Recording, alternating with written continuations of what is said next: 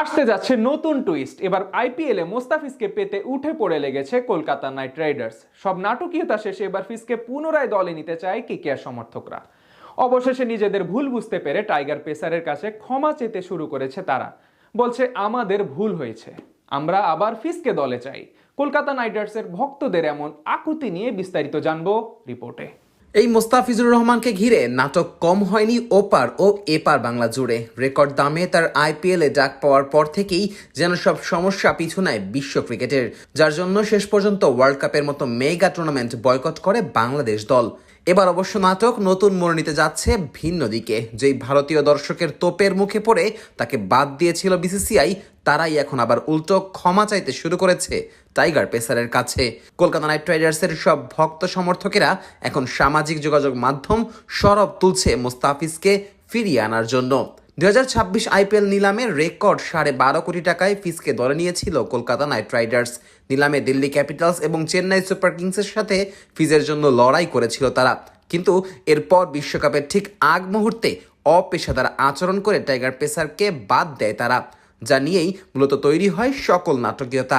সেই মুহূর্তে বিসিসিআই এবং বিসিবির সম্পর্ক নিয়েও এক প্রকার টানাপোড়েন চলছিল। মূলত তার বলির পাঠা বানানো হয়েছিল ফিজকেই।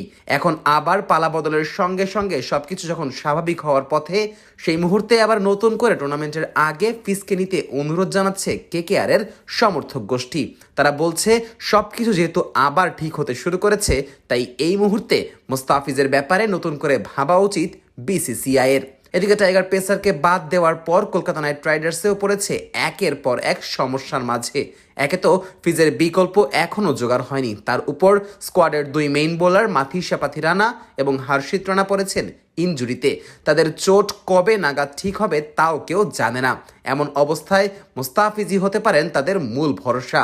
আর ঠিক সেই কারণে পুনরায় ক্ষমা চেয়ে হলেও কাটার মাস্টারকে ফিরিয়ে আনতে চায় তারা। বর্তমানে সংক্ষিপ্ত ফরম্যাটে দুনিয়ার অন্যতম সেরা বোলার ধরা হয় মুস্তাফিজুর রহমানকে। গেল বছর দেশের জার্সিতে টি-20 সংস্করণে 20 ম্যাচে নিয়েছিলেন 26 উইকেট। এছাড়া ফ্র্যাঞ্চাইজি টুর্নামেন্টেও এখন হট কেকে পরিণত হয়েছেন তিনি। এই যেমন আইপিএল থেকে বাদ পড়ার কিছুদিন পরেই পাকিস্তান সুপার লিগে লাহোর কালান্দার্সের সঙ্গে চুক্তিবদ্ধ হন তিনি।